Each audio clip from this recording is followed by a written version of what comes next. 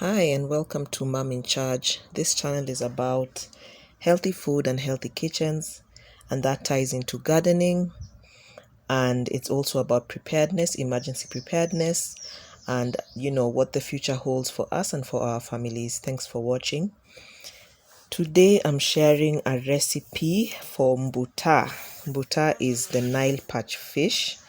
It grows to a very big size and quite a nutritious fish. Very popular fishes in this area and where I come from in Kenya are tilapia and Nile Perch. I think those are quite popular. I prefer Nile Perch just for the health benefits. So Nile Perch has more content of omega-3s.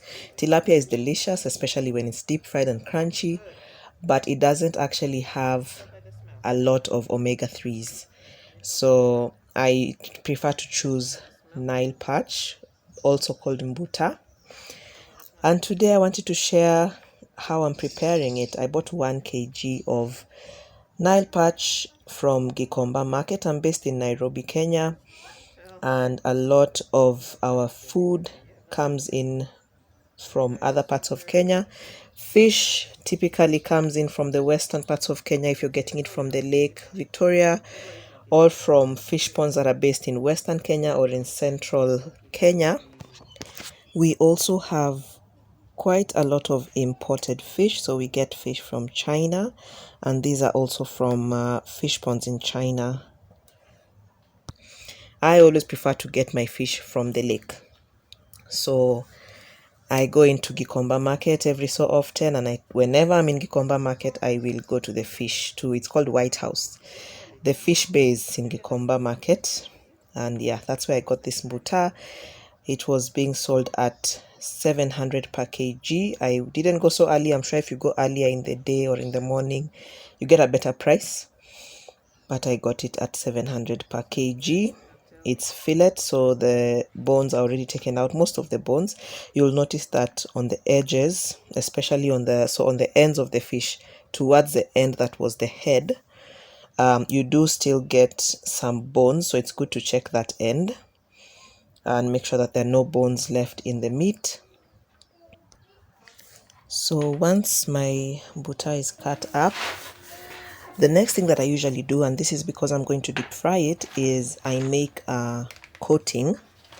You can use breadcrumbs, but my homemade recipe for the breadcrumb coating is just to use the flours that I have in my kitchen.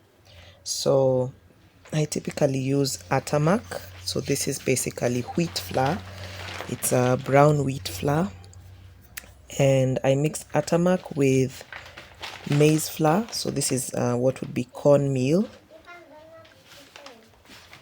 and I just kind of just eyeball it. I don't really use any specific measurements. It's just like, just use your eyes and let the ancestors guide you on how much. But for wheat flour and maize flour, I will typically use equal portions, and then I add in some salt for the coating. And to taste, you can add in whatever you feel: black pepper, turmeric. Today I added black pepper, although I will usually add also a bit of turmeric. I just couldn't find my turmeric.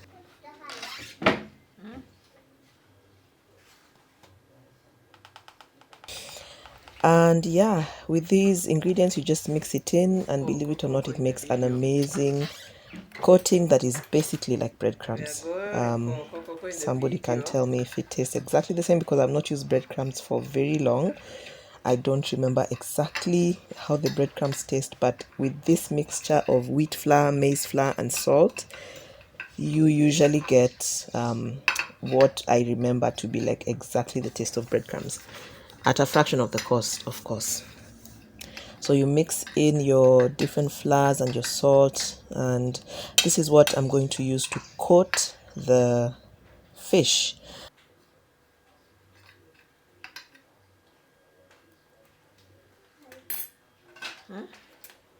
The reason why I'm coating is because for some reason I have not been able to fry or deep fry my fish without it sticking to the bottom of the pan. So this goes for tilapia, this goes for Nile Perch. I think the only fish that I fry without coating is omena. Yeah, but for these are the bigger fish, I always find that I have to coat them just to make sure that they don't stick to the bottom of the pan.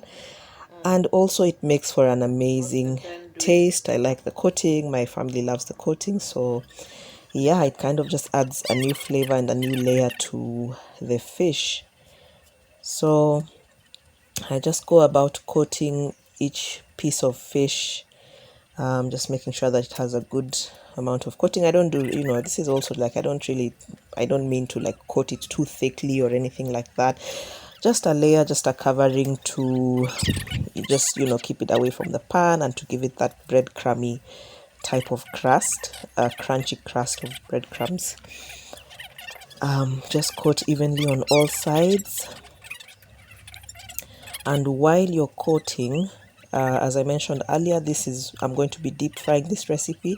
They're not the healthiest option, but that's just how I'm cooking it today. So while you're doing your coating, you can have your oil on the fire heating up. I typically would use sunflower oil in my kitchen, but whatever cooking oil that you're using, you can get that on the fire to just kind of give it a head start while you're doing your coating. And yeah, with deep frying, usually what will tell you that it's ready is the color. Fish cooks pretty quickly, so I just don't worry about is it cooked through, is the inside cooked. Usually fish usually cooks pretty quickly, and unless you're using, and especially fillet, so fillets, because it's flat out, it usually just cooks through. And while my fish is frying, I am also just preparing the stew that I'm going to cook the soup in. So I prepare my onions. You can do this, you can prepare the ingredients in any way that you prefer. I usually just slice and dice my onions.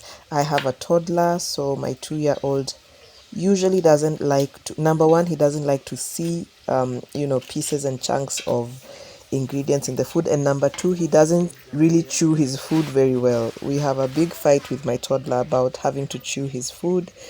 So many times I grate the ingredients. So I just grab a grater, I grate the onions and the tomatoes and everything just to, dice up the pieces of food into smaller particles so that he can, even if he doesn't chew, the digestion can be a little bit, we can assist a little bit with the digestion.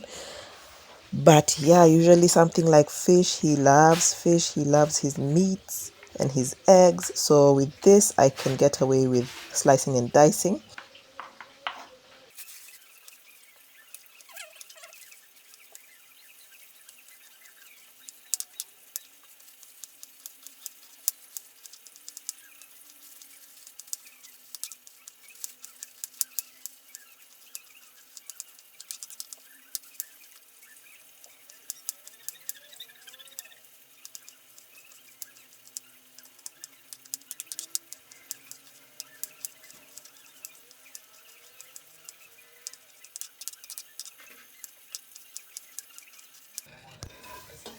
So when it comes to the stew, I just regular the way many Kenyans will cook. Have your onions in first and have your onions fry a little bit, make them golden brown.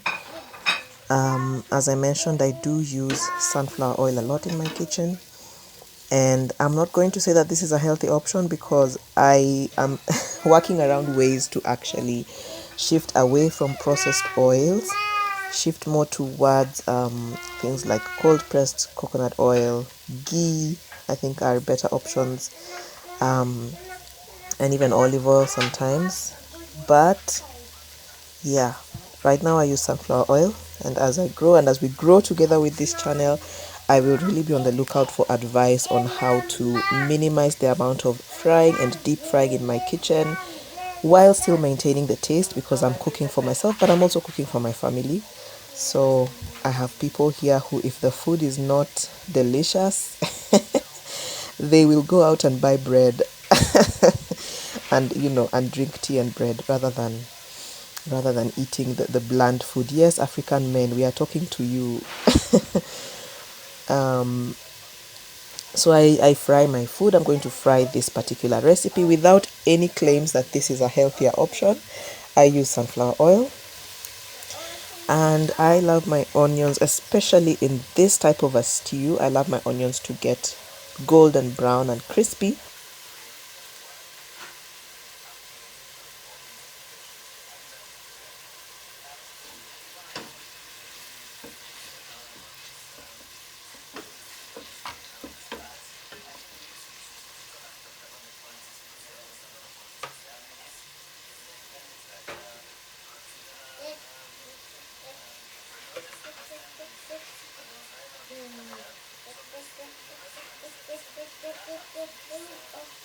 So as my onions brown out, and you can see they've gone past translucent, and now they're getting to golden brown. Some people would say this is burnt, but I would typically add in the garlic and the hoho or the capsicum or the green pepper.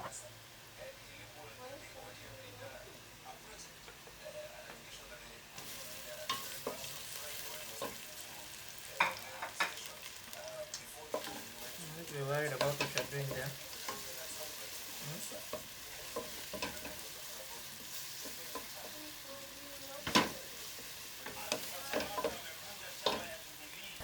And I just kind of let these, let the flavors go into the oil.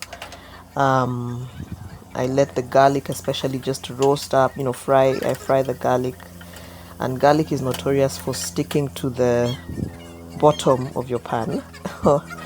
um so yeah, usually when you have garlic, you don't want it to stick because it'll burn, and the taste is different when it burns. Some people do like the burnt taste, but I don't prefer it, especially for this recipe. So once I have my garlic well fried in the oil before it gets burnt, I add my tomatoes. And the tomatoes, as I mentioned, I do have a toddler, so I have to make sure that the tomatoes really break down and soften. I also just like it when the tomatoes are well cooked. I don't like when my tomatoes are on the raw side, although I know some people do love that. But I cook my tomatoes through. So I'm just going to let this stew cook down, and let the tomatoes really get mushy and soft and cooked.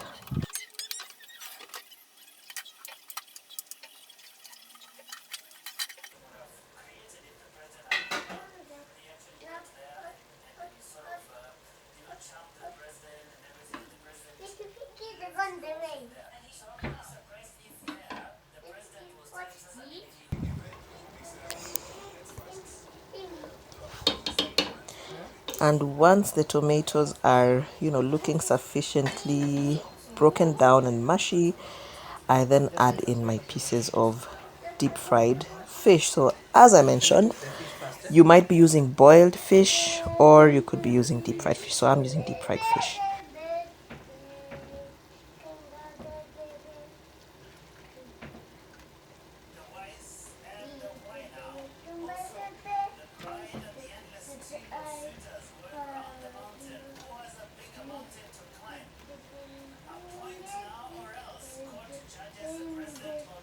One thing about fish is that you usually don't want to use a spoon or a cooking stick to stir. Once you have the fish in there, it is super, super sensitive, and it can easily, even when it's deep fried, it can easily just break.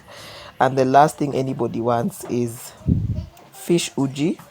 With fish, I always prefer to just shake and toss, just kind of manually shake the pot.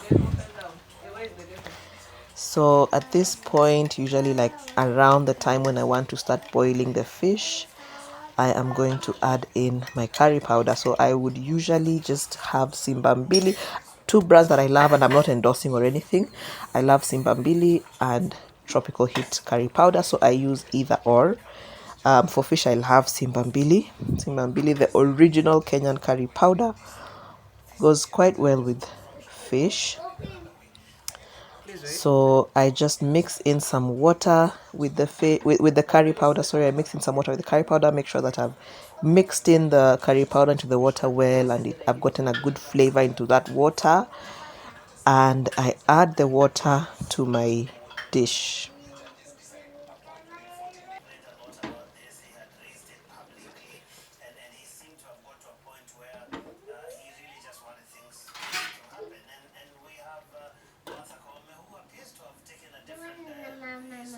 So once I have let it boil and it has boiled properly, and you can even see that the water has reduced, then I come back in with my milk. So at this point, I used coconut milk for this particular recipe, but the results are amazing if you just use dairy milk, if you just use dairy cream. So I usually like the full, what do they call them, full fat or full cream milks, whole milk basically. So that's what I use in my kitchen. I don't use the skimmed. And when you're cooking a dish like this, you really want to have that really creamy and fatty milk. So this is coconut milk, but please try this recipe with dairy milk, especially the whole dairy milk. So that's usually the last ingredient. I just put it in, and you can see how much it has given the dish color. So it has just kind of made it look a lot creamier, a lot tastier in my opinion. And that is usually the icing on the cake with this particular recipe. For some reason, milk goes very well with curry powder. So if you have a soup that you're making, especially meat, if you have a meaty stew that you're making and you're using curry powder, milk is usually a very nice thing to try to just add at the end and see what the flavor that what it does for the flavor and the texture and just the feeling of the food.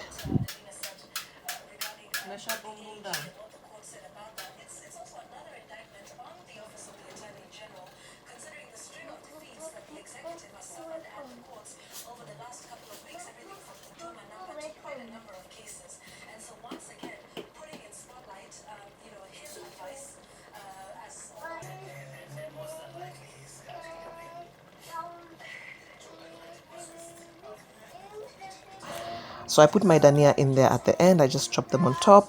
My toddler does not like dania, so I usually don't want to mix it completely into the food. I like to have it in such a way that I can serve his food without picking the pieces of dania.